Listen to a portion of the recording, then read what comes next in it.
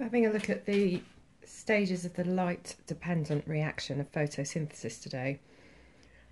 Quick reminder of where this is happening in the chloroplast of a plant cell at the thylakoid membranes. And if you remember, the thylakoid membranes are folded over membranes to create little flattened pockets with a space in between the membranes. This is a slightly enlarged version, the lower and upper part of the thylakoid membrane with the space in between. So my picture today is an enlarged version of this. Let's have a look at that.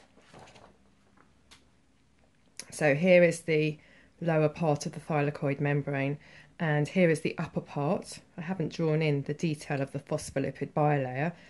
And here is this space in between the upper and the lower thylakoid membrane, and we're going to call this the thylakoid lumen. And this bit on the other side of the thylakoid membrane is the stroma, which is the aqueous liquid, aqueous fluid inside the chloroplast. We can see embedded in the lower thylakoid membrane that there are various proteins. Some of them are photosystems that have chlorophyll in them, and this one is ATP synthase. And I've also drawn in some of the main players in the light-dependent reaction, like the water.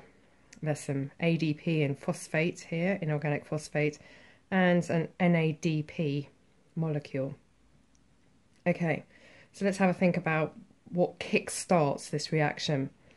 Light is what kick-starts this reaction. So photons of light are absorbed by the chlorophyll in photosystem 2. And as the light is absorbed, it causes a couple of electrons inside the chlorophyll to become excited, and they are raised to a higher energy level, and they are lost from the chlorophyll. So let's just draw that in. Here they are being lost. The loss of the electrons causes the chlorophyll to become positively charged. We sometimes call this process photoionization. And it's the loss of the electrons that drives a water molecule to separate into its component parts. So once this has happened, the water splits into oxygen, and then the hydrogen atoms separate into electrons and hydrogen ions. And the electrons replace the ones that have been lost from the chlorophyll in photosystem 2. The splitting of water is sometimes called photolysis. That's the breaking apart of photolysis in the presence of light, photo. The electrons from photosystem 2 are passed to and transferred along an electron transfer chain, losing energy as they go. This is a series of redox reactions, because every time one of the electron acceptors accepts an electron, it is reduced, and every time it passes it on to the next electron acceptor, it becomes oxidized and the next one becomes reduced. As they're losing energy then, this energy is used to pump hydrogen ions from the stroma into the thylakoid lumen. And what this does is it creates a difference in concentration of these hydrogen ions, which are sometimes known as protons, between the thylakoid lumen and the stroma. So there are far more of the protons here than there are here. This is sometimes called a proton gradient.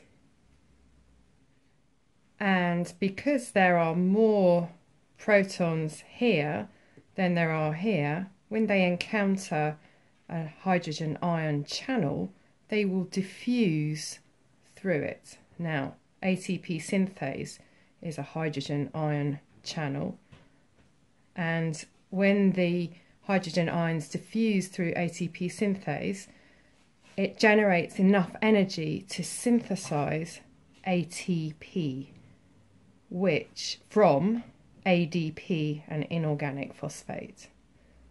Sometimes this is called chemiosmosis.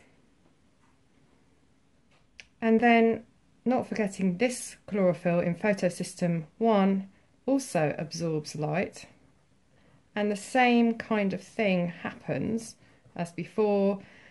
The electrons inside the chlorophyll in photosystem 1 become excited, they are raised to a higher energy level, and they are lost from the chlorophyll.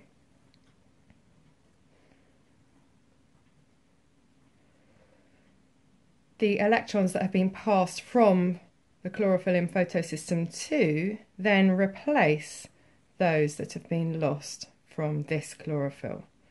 And finally, this electron and hydrogen ion are reunited to form a hydrogen atom, which then goes on to reduce NADP. So let's have a recap of photosynthesis, the GCSE equation. CO2 and water in the presence of light gives off some oxygen and some glucose. Now, this is what you learnt at GCSE, and already we can see that it's a simplification.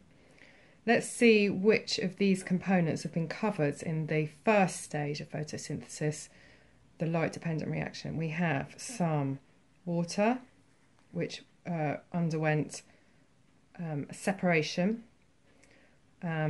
We had the light, which was absorbed by the chlorophyll, and some oxygen was given off during the splitting of water. But we haven't thought about the role of carbon dioxide yet, and we haven't thought about the role of glucose yet. That comes in the next stage. So what are our products? The products of the light-dependent reaction are oxygen, but what you didn't learn at GCSE was that there are some other very important products. The ATP that is produced and the reduced NADP or NADPH, and it's these that are needed for the light independent reaction. The oxygen is either used for respiration or just given off.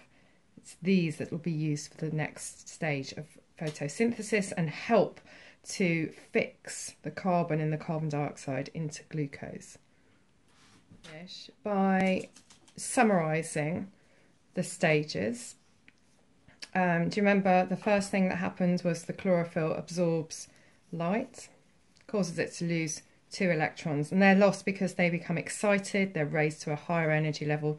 This is photoionization. The loss of electrons from the chlorophyll drives the splitting of water. Do you remember we referred to this as photolysis? And it's the electrons from the splitting of water that replaces those lost by the chlorophyll. And then meanwhile we said that the electrons get passed and transferred along the electron transfer chain. They lose energy as they go, and that's enough energy to pump hydrogen ions into the thylakoid lumen from the stroma. And it creates what's called a proton gradient. There are more protons here than there are here. And then we learnt that the hydrogen ions diffuse back through ATP synthase, and that provides enough energy to synthesize ATP from ADP and pi. And that's pretty important exam technique, that. Don't forget to say what the ATP is being synthesized from. Don't forget to mention this. You probably get an extra mark just for mentioning that the ADP and pi are joined together to form ATP. And remember that we refer to this as chemiosmosis sometimes. And then finally, the chlorophyll in photosystem 1 absorbs light, it loses electrons, and finally, importantly, the NADP is reduced by picking up an electron and a hydrogen ion. So how can we apply this to an exam question? This kind of exam question. How does light energy generate ATP in the light dependent reaction? So we've got 8 statements here. We're not going to use them all to answer this question. We'd probably need to say something about the chlorophyll losing electrons, because it's the passing of these electrons along the electron transport chain that's going to provide the energy to pump these into the thylakoid lumen. So we'll miss out the bit about water splitting to answer this question. We don't need to mention that, but we do need to say something about the fact that the electrons being transferred along the electron transfer train, and that this is releasing energy to pump the hydrogen ions into the thylakoid lumen, and then of course they can diffuse back through ATP synthase, and that's where the ATP comes from. So we've got light and being converted into ATP.